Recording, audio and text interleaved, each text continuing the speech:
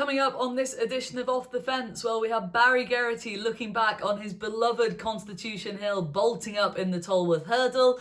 Tony Keenan, he gets stuck into picking up a few scraps from over the Christmas New Year period, horses that you may well have missed that have flown under the radar, but he's very strong on for some of the spring festivals. And then on top of all of that, we've got tracker time, and we have some terrific viewers' questions where we cover a whole range of topics.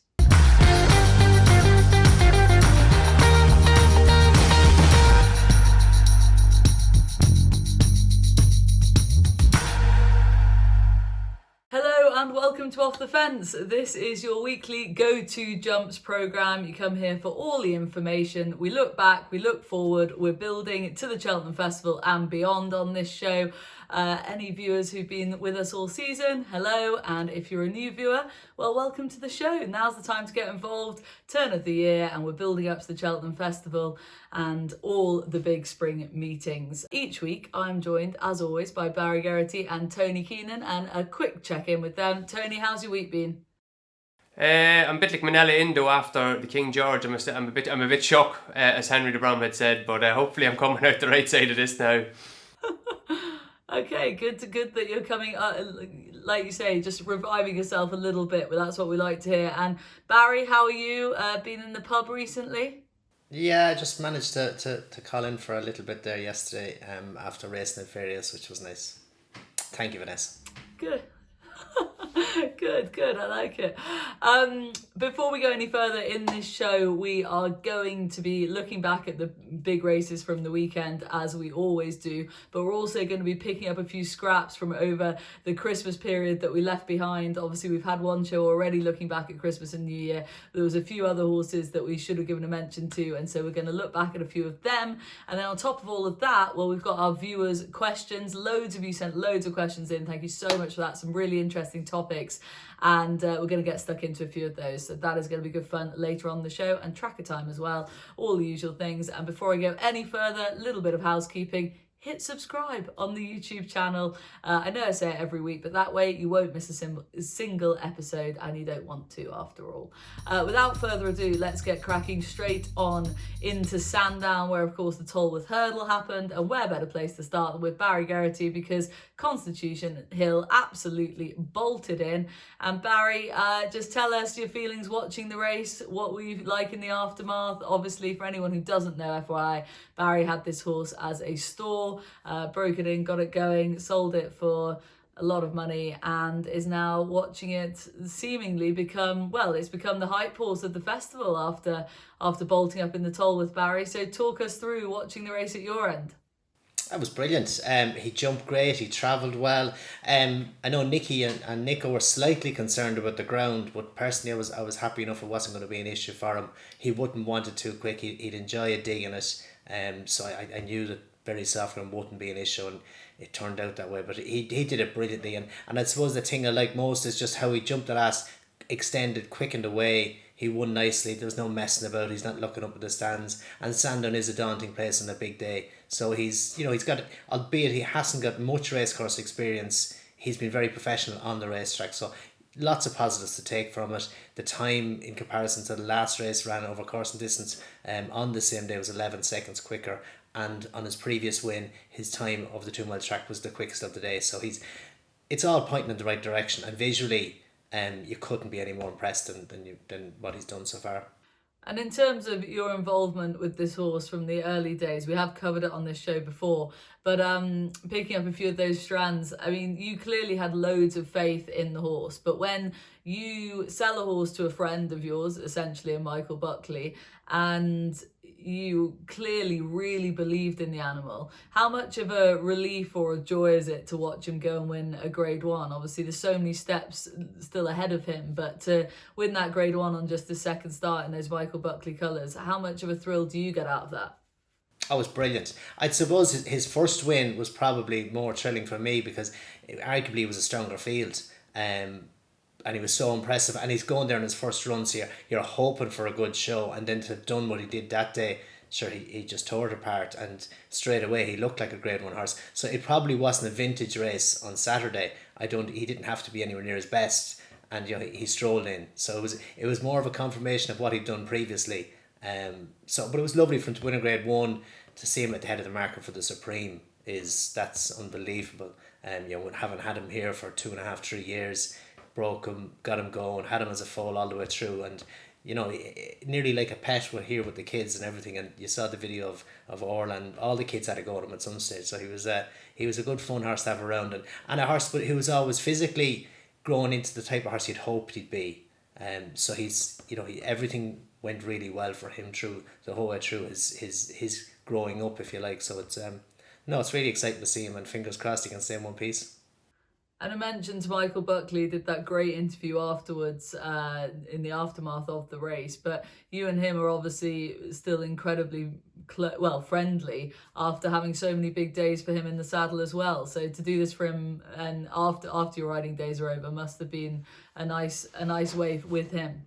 Oh, brilliant, definitely. Had great success over the years for Michael. Finian's Rainbow, Champion Chase, top of the list, but lots of others, Spirit Sun and Spirit River won a Coral Hurdle. I won lots of big winners from Michael. A brilliant fella to ride for, but a good friend as well. And likewise with Nicky too, who I had a great connection with for years. It's great to be involved with them still. And I have a horse like that. So it's really exciting, and I'm loving it. And 2 final questions for you then on Constitution Hill. 1, come Cheltenham, obviously there's lots of chat now about him and John Bunn in the Supreme market. Will they get split? Of course, Constitution Hill seems to have the mind and the temperament to be stepped up in trip at some point in his life. And Nicky Henson's already referenced this whole thing with Simon Sigg stepping him up in trip to the 2.5 mile division come Cheltenham. And I think that's put a few scarers anyway up Constitution Hill backers for the Supreme. I seem to ask you this every week, but do you still genuinely think we'll see him in the Supreme rather than anywhere else? I'd have thought so. He's been very, very good twice over 2 miles. So it's hard to see why they would go, unless they might decide between themselves to split them with Michael and JP, or they might both run in the one race. I don't know. But I'd imagine first preference would be the Supreme at the minute anyway, I'd imagine. And then final question for you, Barry, and this came from one of our viewers. James Robinson has asked, how will Barry celebrate when Constitution Hill wins the Supreme? Well, I'd never like to count my chickens before they hatch, but hopefully I will be celebrating, and if I am celebrating, I will be celebrating with you all, because we'll be doing a live recording of Off the Fence that evening. That is very true, Barry. Yes, you're a company man. I love that. Right, let's move on. We've covered Constitution very well there. Congratulations to you, Barry. I loved watching it. Terrific victory. Let's move on and talk about some of the Irish action. Dunvegan in the Dan Moore Memorial and Brian Cooper riding him to victory. Tony, did you think this was a good performance from him and from the horse to start with anyway? Well, I definitely thought the first thing Barry be doing after that horse, if he wins, is looking for another 5%. But anyway, we'll see about that closer to the time. Dunvegan, the hitherto very frustrating Dunvegan. I feel like I've had shares in this horse over the last 2 years, and he hasn't delivered. But over the last couple of starts, he's been brilliant. They finally figured out what he needs, which is a forward ride over 2 miles. Now, maybe going right-handed is a little bit a part of it. He does seem to particularly like Fairy House, but it might just be the forcing tactics of the thing with him. I thought that the Dan Moore, it was a brilliant race really. Himself and Black Bow went at it from an early stage. I think Black Bow was a little bit faster than him. It's maybe a slightly better jump, or more of a natural 2 miler. I think Dunvegan's got a little bit more stamina, but I think Dunvegan definitely has a better attitude. Black Bow's always been a little bit temperamental, and he didn't really fancy it. I think between the last two, he cocked the jaw a little bit. But Dunvegan, yeah, very much on the up. And do you know what? This would have sounded absolutely incredible at the start of the season, but there might be a really soft Grade 1 going a begging in 3 or 4 weeks' time at the Dublin Racing Festival. Because reading what connections are saying about this 2 mile race between the ground and where they're targeting other horses, it doesn't sound like there's anything going to turn up for this. If an Erguimine is going to Ascot, Chac and Boursois, I thought reading between the lines, Willie Mullins talking about his injury after Christmas sounded like something that he wasn't going to be back in a month. It sounded a little bit more long term than that. I read Envoy Allen is a possibility to go straight to Cheltenham. Not that you would be maybe massively worried about him anyway. So what's going to run in this race? Dunvegan, Captain Guinness, is Cashback going to pitch up? Is Blackbow going to be there again? We presume there's no English trainer is going to have an entry. It would be unusual. Maybe they should think about having an entry, maybe a Green Atene or a Hitman or something like that. But this looks like it's going to be a very, very soft grade 1, judging what people are saying at the minute. Oh, interesting angle. I wasn't expecting that. And any concerns about him doing it away from Fairyhouse? Obviously, we've seen him do it on varying different grounds, and he got a hike in the weights from the run before. So all those boxes are ticked. But is this the fact he operates so well at Fairyhouse a concern? Well, he has disappointed a couple of times at Leopardstown before and at the Dublin Racing Festival. I'd say there were other reasons for that. Yeah, it would be a little bit of concern, but picking through his record of 2 miles, it's excellent. And as I say, they do seem to have gotten the tactics right now. And I definitely think it has to be worth a go now when he's thriving. Rather than he has an entry in a champion chase, but you're going to be coming up against there's not just a gap between Shishkin and Energumene, there's a chasm between them and the rest of the horses, I think, in the champion chase. And you know, you really need to be picking your targets here, and this could be quite an easy one. Nice, like it. And Barry, just a quick mention for Brian Cooper. Obviously, he's having this terrific season, and it's kind of been a little while coming. He's been on the big stage for a long time now, from a very young age with that big Gigginstown job, and then he was sort of out in the wilderness for a little while, and now he's come back in the last season or so, and he's having a terrific time of it, riding for loads of different trainers. Just in terms of him as a jockey, how have you viewed his progression over the last few years? Yes, obviously Brian had a brilliant start, and then he got the job with Gigginstown and he rode his Gold Cup winner, and he had a very bad leg fracture, and it was so bad he was lucky he could have lost that leg. So that was horrific at the time.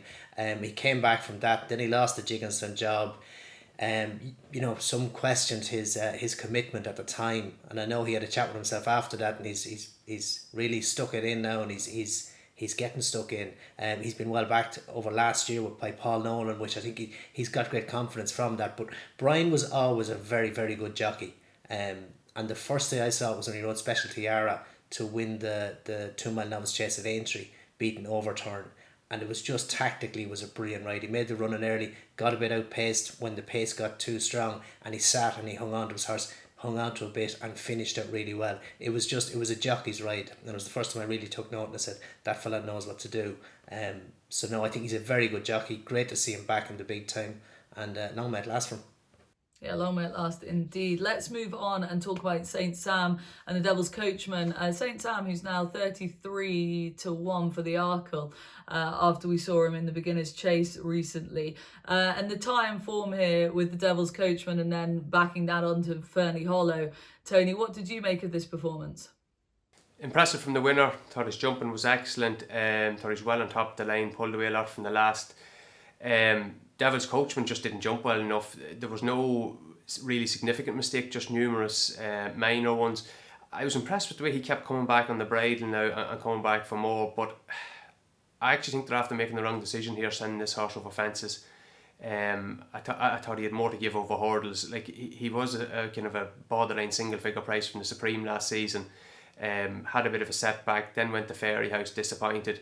I thought it might have been worth nearly having a go trying to make a good handicap hurdler out of him, borderline even champion hurdle rag out of him, because he definitely has the engine and he's young. But chasing, I don't know. I'm sure they're going to persist with it now. He's only had 2 starts, but the jumping at the moment does look to be holding him back. The winner, he has the advantage now of the 4-year-old allowance, although it was only £4 on Sunday, which isn't an awful lot. Yeah, he has scope to improve. I think the jumping method was very good. So yeah, an interesting outsider for the Arkle and races like that. Okay, and then picking up some other bits and pieces from Ireland over the weekend, Barry, the Classic Getaway made his long-awaited reappearance and back over starting out over hurdles, but met his stablemate Cashback, who put him in his place essentially. What did you make of that performance? Yeah, it was a funny choice of race, and you have to wonder what Willie's reasons to go for this. He looks a keen going horse, and he's opted for a small field with a race with pace. So maybe that was the reason why he went for this, rather than go for a maiden hurdle where he possibly would have ended up making the run. And I obviously, looking at the way they rode him early in Clonmel, that wasn't the intention. But had he stayed behind Cashback, when he turned into the straight with a circle to go, he got Keane running down the hill and got to the front, and he made the rest from that point until he got past. But had he stayed behind Cashback, I think he would have beaten him. And if he had done that, I wonder what price he'd be now for possibly the Ballymore. So you can draw negatives from it, but the horse that beat him is 156 over fences and 141 over hurdles. He's no mug. He had the benefit of a run, which Classic Getaway didn't have. So you can probably be a little bit hard on him. I think it's a better run that he's getting credit for. The third horse, Uhtred, was 90 lengths behind him, and he's rated under 33. And had reasonable form before that. So I think people are being a bit critical of him. He could be one who could be valued for the Ballymore maybe. Interesting. All is not lost with Classic Getaway then. Let's move on and pick up a few bits and pieces that we missed from Christmas and New Year. Let's start with Ginto Barry at Naas in the Grade 1 there. Good performance from him, from Gordon Elliott's horse. This is a race that you were saying earlier before we started the show that it's not always a strong Grade 1. Is that your view on this race this year?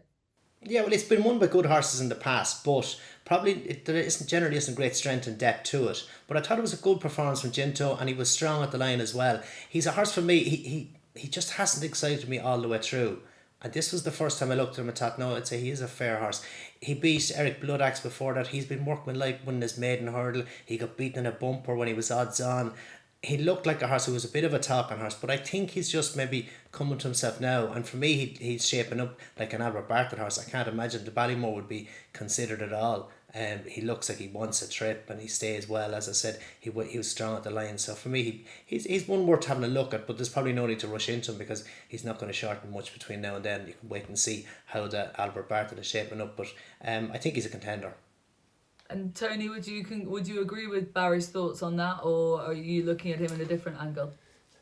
Very similar actually. I would have been underwhelmed by him in his early starts. The trainer kept saying he's going to look better in a better race. Sometimes I just call garbage on that because 9 times out of 10 doesn't turn out to be true, but it absolutely was true here. He was well on top of the line. I was impressed with him. I got the impression earlier in the season, the way they were placing him, that Hollow Games was probably the better of the two. He was the one that went to Down Royal with for the maiden and stuff like that. But the market would have suggested Ginto had well passed him out. So yeah, a good performance. I'm just going to give a negative on the second horse, Grand Jury, trained by Henry de Bromhead. I think there's a little bit of a kink in him. I thought he didn't really fancy it now between the last two. And Henry de Bromhead, I think he described him as quirky after his Punchestown win. Now, again, that's a massive red flag for me because he never says anything remotely critical about his horses. It's all he might be a pessimist about what they're going to do, but he's an optimist in describing them in the post-race comments now. But yeah, I didn't like his finishing effort now. I'd have a little bit of a question over him. I think we'll come back to the Willie Mullins horse that I fancy for what he wants later. I'll talk about him maybe in relation to Dublin Racing Festival. Okay, let's stick with you then, Tony, and rattle off a few other horses you wanted to mention in the juvenile division. Pied Piper and Vauban finishing in that order at Punchestown a little while ago now. Pied Piper now 16-1 for the Triumph Hurdle. What positives were you taking out of that run? Yeah, I liked this race. Thought this was a really good race. Oftentimes the Leopardstown 3-year-old maiden hurdle is the kind of the key juvenile hurdle at this time of the year, but this Punchestown race to me looked a better running than that this year. Like Willie Mullins' horse that was second had won a listed race in France, and this the winner, Pied Piper, like he cost a hell of a lot of money, 220,000 guineas out of John Gosling's. I think he finished up the flat rate at 96, and that's highly unusual. Now I can't remember in recent times a flat horse costing that much to go juvenile hurdling that was sold publicly. Now something like Sir Eric would have had that type of valuation, maybe even a little bit more, but he went privately, of course. But that's a hell of a lot of money, so his latent ability is very high. I thought he jumped better than Willie Mullins' horse. I thought he travelled better than Willie Mullins' horse. He was in front plenty soon enough. He intimidated him now coming to the last and after the last a bit, and that's fair enough. But I thought he was the one to take from it. And the Mullins horse was extremely strong in the betting beforehand. they're usually very fit and well back for the triumph hurdle beforehand. And interestingly enough, Gordon Elliott said afterwards, he's a nice horse and I think he had an awful lot of improvement in him today. I couldn't see him winning today and he hadn't even been away from home. So if he's going to that race half cooked and he was beating a strongly fancied, hard fit Mullins horse, I think that's an excellent start from him. I'd say he's quite a fast horse. He looked at plenty of speed there, so maybe not necessarily a triumph on the new course, but he'd be very interesting going to the Dublin Racing Festival, going back to Punchestown maybe for their spring meeting. I thought it was a really good performance. It's from a juvenile. He's the same ownership as Fedor. But yeah, I like them now. He's the first one that's really set me pulse racing of the Irish juveniles. Very interesting, very positive on Pied Piper then. And Tony, sticking with you, Allegory Devassi making her hurdles debut, another Willie Mullins, Rich Ritchie type, very impressive on debut. Yeah, underwhelmed by her, to be honest. I see she's favoured for the Dawn Run now. Didn't really... She's currently 7-1 for the... I think that's pretty skinny. Moderate time... Overall late section, I suppose, gives it a little bit of an uptick in that, but it looked a very steadily run race, particularly in the middle part of the race. She did have the Grade 1 entry at Christmas, which they didn't declare her for, which was somewhat encouraging in that. But I thought her hurdling was quite big. The jockey wanted her to keep her wide to give her a sight of her hurdles. I wonder if she's a little bit more of a chaser. And also the second, this Monisher Armui, now very unusual name. It was rated 109, I think, going into that race, and it was very badly positioned with the way the race was run so slowly. Now it seems to be quite a keen sort, and it came from rear, but it was not noticeably quicker. I think I timed this from 3 out than the winner, and it was given the winner I think £6. Now it's been put up to 116 after that. I'd be thinking that horse is really well handicapped of 116 if this is a Dawn Run horse. Now it has improved for the Hood, but more likely I'm probably thinking that this isn't a Dawn Run horse. However, there may be a Dawn Run horse that ran the last week, and I think it's this Dino Blue that ran down in Clonmel on Thursday last. I was really, really impressed with this horse. I backed her for the Dawn Run. I think she's 10-1 there, general. That's a big price, I think. Her hurdling was really, really slick now. So I thought for Clonmel this was a really strong maiden hurdle. Mullins had the first 3 in the market, but the market was screaming for her. I think she opened up 7-2, went off evens. So and anyone who backed her, I don't think it had too many worries. But what's also kind of really impressive with this is the time. She's way faster than the other 2 mile races on the card. I wouldn't read an awful lot into that. They weren't great races, a moderate handicap hurdle and a moderate maiden hurdle. But I timed her relative to that race Barry was talking about, the Cashback Classic Getaway race. So she is, I think she's about 6 or 7 seconds quicker than Cashback from when they're covering the same part of the course. So from the first in her race to the line. But what's most interesting about that is it's all basically come from 3 out. She's 5-6 seconds quicker than him from 3 out. Basically doing this on the bridle, by the way. Not been asked a question at all. Horse having a first run on the race course. He's a 150 rated horse now. She's carrying 13 pounds less than him. Still thought it was a hell of a performance. So I think she should be fair for the Dawn Run. It's a very open year. I think there's been 6 runs of it. Willie Mullins has won 5 of them. He's obviously dominated all the mares only races at the festival. I think there's massive upside with her.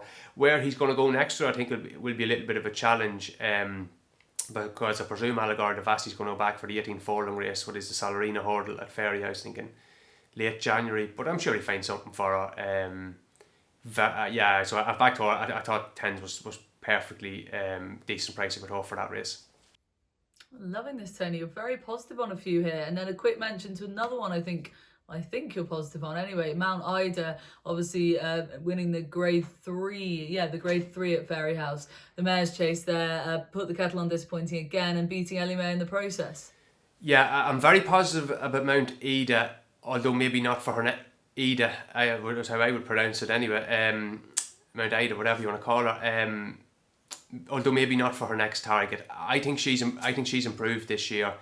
Gordon Elliott was talking after the race, and he was saying that after Cheltenham last year, she had some issue with her back, and if she did, how she ran so well at Fairyhouse at Easter time on ground that wouldn't really suit her was amazing.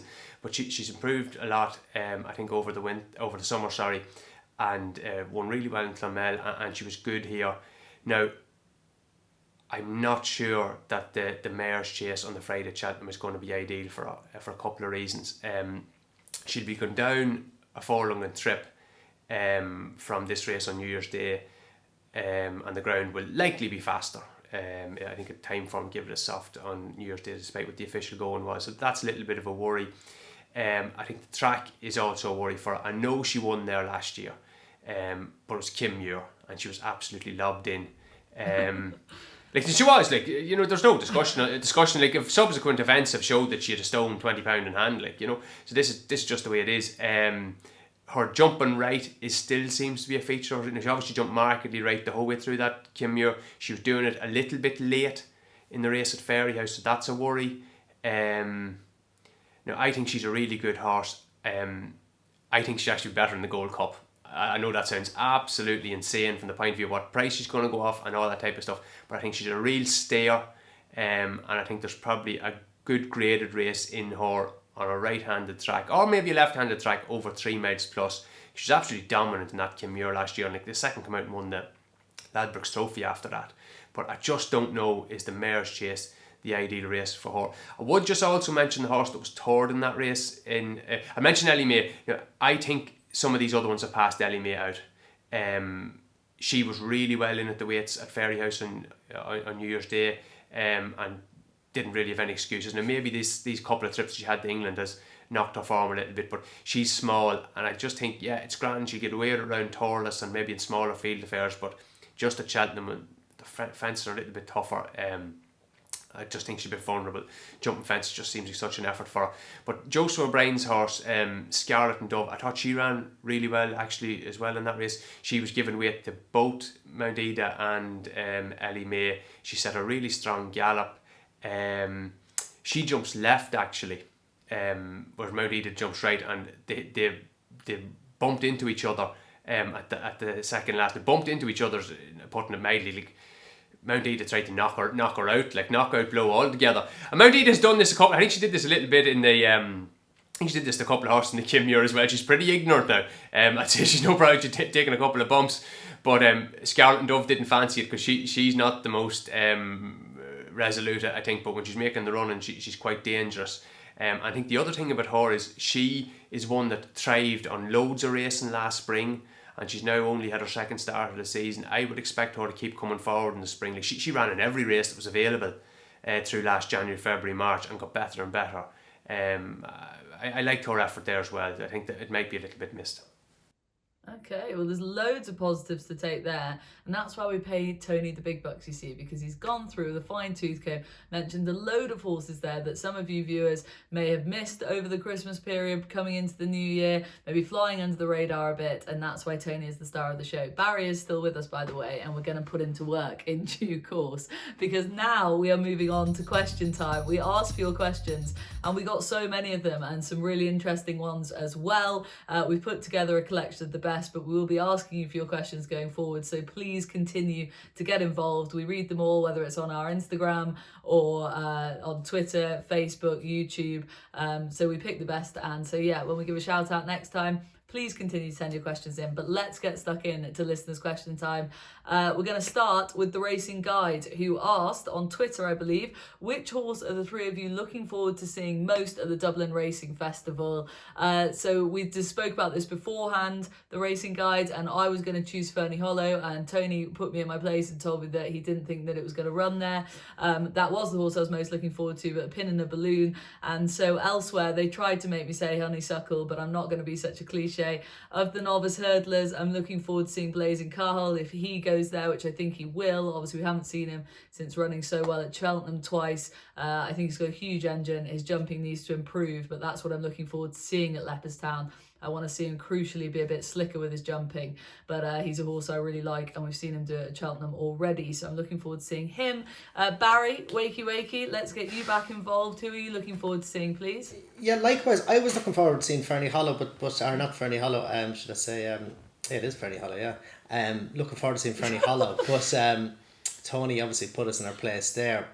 Blue Lord is a horse that I have loved as well, so if Fernie Hollow, even if he is to turn up, Blue Lord is going to be an interesting contender. And with the tough race Fernie Hollow had, there's a good case to be made for him maybe skipping this one, which would leave the door open for Blue Lord, I'd feel. Yeah, to be fair, you have been on the Blue Lord bandwagon for a little while. Tony, who are you looking forward to seeing? Well, I'm looking forward. I'm not certain the Fernie Hollow isn't running. I just think he has had a couple of hard races quite quickly, No, and they might want to. You've already poured cold water on all our hopes and dreams, Tony. Yeah. So don't back out of it now. Well, it's possible that he won't run. I'm looking forward to, first of all, hopefully Henry de Bromhead and Gordon Elliott taking on Willie Mullins, because this meeting is going to be a damn squib if it just turns into the Willie Mullins trial meeting, which is what it was last year. I'm looking forward to that Pied Piper running, hopefully in the spring juvenile. I'm looking forward to giving another chance to What Do You Want in the, if he cuts back the 2 miles in the what used to be the Delight or whatever it's called now. I'm not giving up on him after Naas. It was a little bit disappointing, but I think I was really impressed with his jumping. I thought he got into a bit of bother there. They were, they caught in the pocket. I still thought turning in, coming to the second last, I still think Darragh O'Keefe thought he was going to win it. Body language would have said that, and the horse just didn't pick up. And I'm just wondering, is he a 2-miler? Danny Mullins commented after he won his maiden hurdle that he wouldn't be afraid to go down and trip. I think Willie Mullins commented the same at one point. So he could be a live one, kind of at what I'd hope would be a big up price. He doesn't look like making up into a Ballymore horse. I was on about that a couple of weeks ago. I don't think that's going to happen. It has to be down and trip or at the ground at this point. And I'm also looking at like a race that I know there's loads of obvious horse, but I think the Mayor's Bumper is going to be a right race at the Dublin Racing Festival. A lot of people don't like this Mayor's programme. I do, for the simple reason that these wouldn't be in training if the programme wasn't there. And I think a lot of the very interesting races at Cheltenham coming up, these Mayor's only races, but I think the Model Kingdom looked very good in her 2 bumper wins for Noel Mead, but her Monument Maker was impressive at Punchestown on New Year's Eve, really impressive. You'd be thinking maybe she get a bit of ground back on her. And even smaller trainers have got good horses, good mares potentially for this. I thought Doran's Weir was quite unlucky at Christmas in the last race at Leopardstown. Could have done with getting out a little bit sooner. Willie Mullins' horse beat it, and also Lorna Fowler had a horse won a Fairy House on New Year's Day. Naughtiness, type of trainer. Willie Mullins obviously does have an awful lot of mares, as does Gordon now, but smaller trainers can get in the act here, and I think that's potentially a good race to finish off the meeting. Like it. So Barry with Blue Lord, me with Blazing Carl, but an overriding view of Foyne, but looking forward to seeing Fernie Hollow. And then Tony was What Do You Want? Pied Piper for the reasons you mentioned before, and the Mayor's Bumper. Let's move on to Mark Jordan, who's asked, should they make some of the Grade 1 chases handicaps to attract bigger fields? This idea has been bandied around quite a bit. Barry, what do you make of that idea? Yeah, well, I suppose if you look at the Dublin Racing Festival, the handicaps are well catered for. There's 3 handicap chases, and there's been likewise at Christmas as well. But I know some of the graded races, maybe the Grade 1 novice in Limerick, there's a question mark over that. There is a lot of graded races that maybe could be dropped back to Grade 2s, where you have a horse carrying a penalty, and it might level the field a little bit more. But as regards bringing it back to handicaps, it's hard to see that happen. Tony, what would your view on that be? Yeah, I probably would prefer maybe a few more graded high class handicaps. I don't like the way that racing authorities are sort of patting themselves in the back every year and saying, oh, we've now increased the status of this race, that race, there's X more Grade 2s, Grade 3s. It's kind of meaningless in some regard. It's just a little bit false.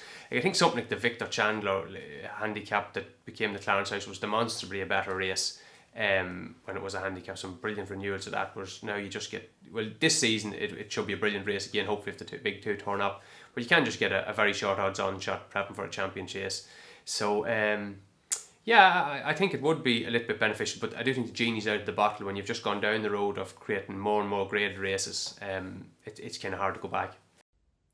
Okay, question 3. Rover Joyce has asked, are horses coming from point to points doing a year in Irish bumpers starting to be too old? Kilcrutz, Gerhard are horses that are mentioned there. Both of them are 7. Have a year of their prime being wasted in a bumper. So essentially, is bumpers wasting time? Tony, let's go to you first on this one. Do you think bumpers are a waste of time, some of these pointers? Obviously, this is sacrilege for any Irish punters who bumpers very popular races on Irish cards. But yeah, I think a little bit they can be spending too many years competing in kind of confined company, being going to a pint, going to a bumper, going to a novice hurdle, going to a novice chase. You know, horses can be very good and very competitive against rivals when they're 5 and 6 and 7. And I know hanging on and you're bringing them up through the ranks and things like that, gradually progression does keep the dream alive, and maybe unbeaten streaks and more graded races and all this type of stuff. But yeah, maybe getting them into open competition a bit earlier would be better. You know, I often wonder, like, these amazing novices like Duvan, say, when he won the Arkle, or Envoy when he won the Ballymore, like, would they, and how competitive would they have been just in open company? People say, oh, sure, they were all found out afterwards, that, you know, and maybe that is the truth, but maybe they were just absolutely at the peak of the powers at that age, and they would have been able to be competitive. Like the fact that Darver Star was able to run third in the champion hurdle, would have said that Envoy Allen would have been very competitive in that champion hurdle with the way they'd run the Royal Bond before that. So yeah, it's something that I don't have a ready solution for it, but I definitely would be thinking it's something that could be looked at. Okay, and Barry, from your point of view with this one, you deal with young national hunt horses all the time. There must be plenty that come through your yard that you'd be happy to see them kick on into miss their bumper season, essentially, or miss bumpers out altogether and kick on hurdling and then maybe chasing down the line. Or do you think everyone should go down the bumper route? No, I wouldn't think so. Constitution Hill, for an example, he's a 5-year-old and he's gone novice hurdle. It's perfect. He'll be back next year, maybe novice chasing as a 6-year-old, and then he's in open company as a 7-year-old. And that to me is the ideal path. Being in a bumper as a 6-year-old is a bit of a waste of a season for me. The only other angle to it is sometimes these novices, they're very good novices and they don't progress to be better horses. So their novice year is possibly their best year. So maybe some benefit from a little delay, and they've reached their novice year as 7-year-olds and they can really maximise on the potential, rather than being a 6-year-old as a novice, not as strong, and then when they get to open company, they're just not good enough. So some horses benefit from it that maybe aren't just top class and they're really good novices because they have the extra bit of time maybe. Okay, and Barry, let's stick with you for the next question, because Tom North has asked, what's the best hurdle/chase debut you've ever seen? Let's go to you first for this one, Barry. Yeah, well, I suppose the most impressive I had was on maybe Simon Sigg in Ascot back in 2012, I think it was. Won 49 lengths, romped up. I don't think I've ever had an easier first time out over fences, jumped perfectly. It was, yeah, he set his stall out for the Arkle that day. Nice. And what about you, Tony? Most impressive hurdle or chase debut you've ever seen? Yeah, I'd love to say I was really clever and spotted one of these, you know, that most times I haven't got a clue and I just come home and look at it and try and pick holes and things like that. But there's been loads of Willie Mullins novice chasers that kind of won in really impressive fashion, but they're all kind of the same. They just go off in front, and, you know, or Vika Legionnaire or Giavol or Chacan Perswan, Nace, all this type of stuff. I went for one, Noel Mead horse come back, Pandorama, won his maiden hurdle at Navan. Like, it was more the jockey, like Paul Carberry sitting swinging on the bridle there, laughing at lads. Now, he didn't really deliver after. He won grade ones after. I never just reached the heights. He was quite fragile and stuff like that. But yeah, I thought that was a really impressive hurdle debut. That's stuck in your mind, clearly. And let's stick with you, Tony, for the last question from Ali. Ali Barkley on Instagram has asked, are there any horses still out there to be unearthed before the festival, or are the prices going to stay more or less the same from now on in, Tony?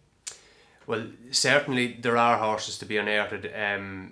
There's loads of markets. Well, there's a few markets that have to come alive. Like the Supreme is largely, not largely set, but it's set to a degree with the big 3 horses. It depends on how Sir Gerhard runs at the Dublin Racing Festival. But there's flexibility. Well, and obviously, Tony, the only one we really care about is Constitution Hill on this show. Of course, and I also see you didn't put the poor chap's question in who asked about what were the holes in Constitution Hill. I kind of told him maybe he should try another show with that question, because this is the Constitution Hype Club. But anyway, in relation to the other gentleman's question there, I think one thing that I took away from Cheltenham last year is sometimes over recent years people have said that the prices are what the prices are. Like 3 weeks, a fortnight before they've all run, the prices are static. You know, what edge is there, what margin is there, you know, a punter having a bet, the prices are just pretty accurate. Well, I thought last year, if ever there was a year, just gave the lie to that completely. And I'm talking about even the most obvious of horses. On the first day, like, appreciate it and Honeysuckle were just massive shorteners from when they were declared on the Sunday. Appreciate it went, I think, from 11 to 8 into 8 to 11. Honeysuckle went from, I think, 9 to 4, so you're even available at 5 to 2 on the Sunday into 11 to 10. Like, you're talking about getting edges there, 18-20% on your bets. Massive edges. Fury Road was another one, was a massive shortener. Like, his form all looked in the book, like he was 16s, 20s fortnight before the race, went off 4s. On the Friday, a couple of real solid bankers that appeared, Zanahi and Ellie May.